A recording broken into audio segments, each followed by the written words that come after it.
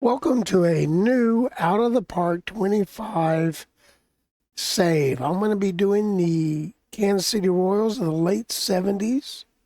Going to start in 76 and go from there and find out what happens.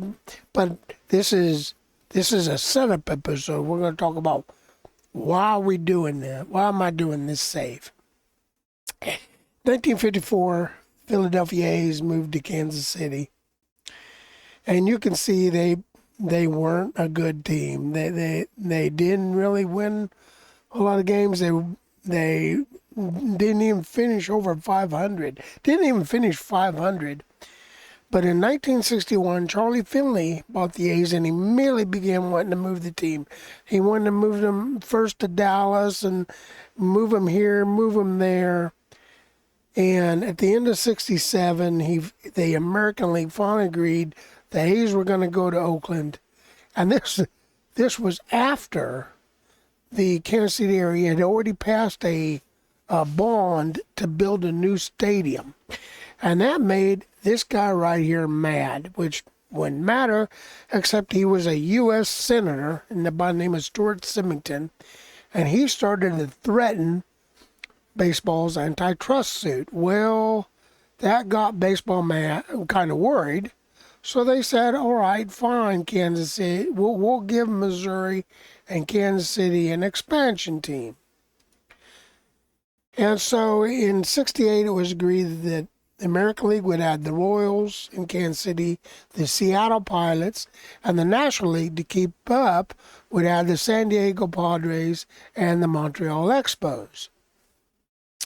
So really, Charlie Finley's moving of the A's from Kansas City to Oakland created 4 Major League Baseball teams.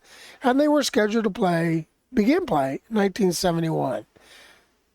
Mr. Symington was still not happy. He wanted them to play faster, so it was agreed they'd start playing 69. And that's when these teams began playing 69. In fact, there's a lot of people who feel that the rush to get the Pilots into play is one of the reasons why they ran out of money and they ended up moving to Milwaukee. But in 69, the Royals started playing. So it's interesting that in 69, while the A's are going into their dynasty, winning 5 straight AL West pennants, winning 3 straight World Series, the Kansas City Royals they're not a bad team, especially when you consider for an expansion team. 85 wins in 71. I mean, holy cow, 62, 88.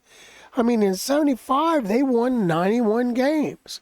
But at the end of 1975, they hired, it was like the final 40, 50 games of the 75 season. They hired what would be a future Hall of Famer manager in Whitey Herzog.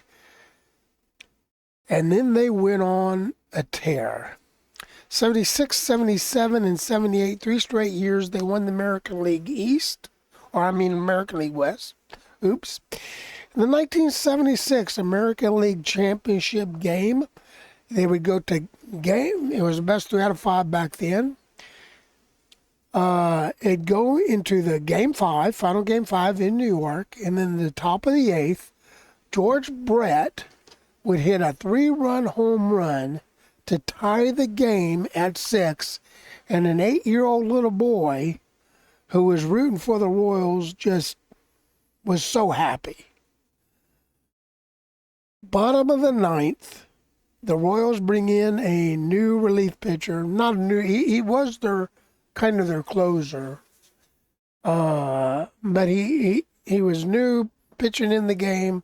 First pitch, Chris Chambliss, you can go look it up on the internet. It's a classic home run. He gets mobbed. He hits first pitch, home run. Yankees go on to play the Big Red Machine and get swept. 1977. Royals win 102 games, face the Yankees again, game 5. This time it's in Kansas City. The Royals are up 3-1 going into the top of the 8th. Yankees get 1 run in the top of the 8th. They're up 3-2 going into the top of the 9th. Top of the 9th, they bring in the Royals brought in their rested ace pitcher to close out the top of the 9th. Yankees get 3 runs. Royals lose again. 1978. Royals again win the AL West. Again face the Yankees. They lose games 3 and 4 by 1 run. Yankees win 3-1. In 79, Herzog would be fired. He would famously go on to manage the St. Louis Cardinals.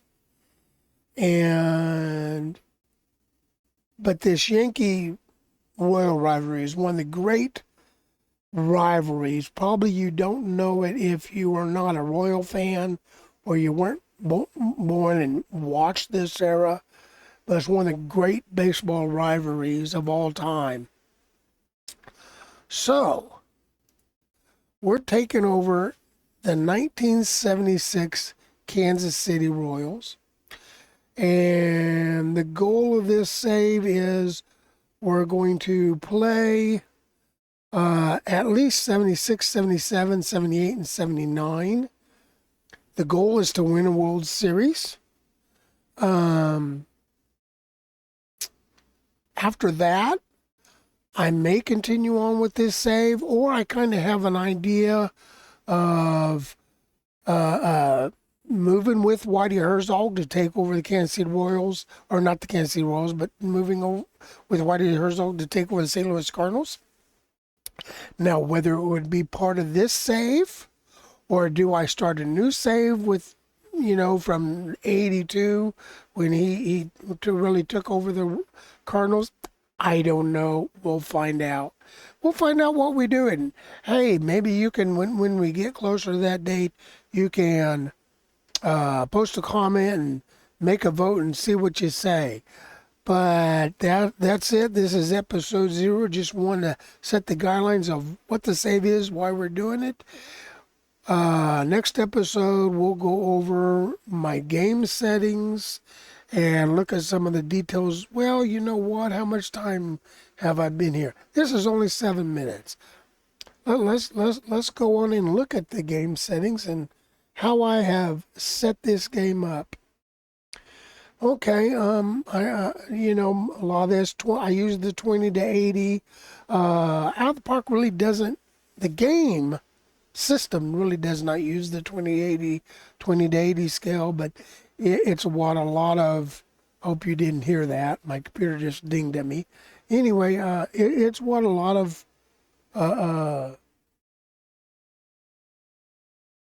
players use. It's the actual baseball scale. I did enable owner goals. I don't know how that's going to affect things. That will be interesting. Normal kind of injury frequency. You can see my batting aging and batting and pitcher development scale. I set the talent rating scale to 125.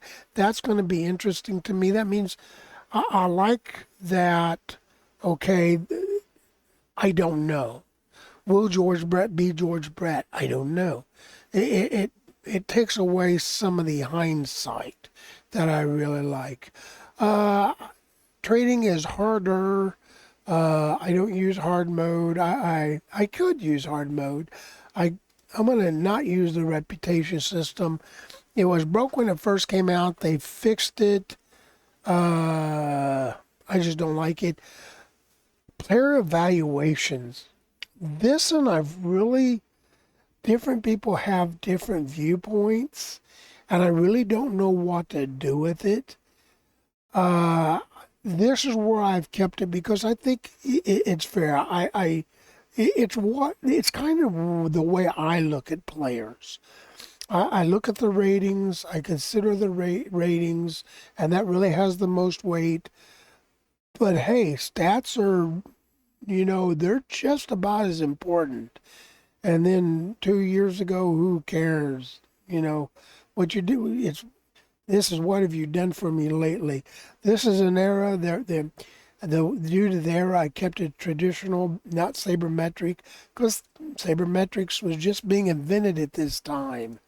Look at the league settings.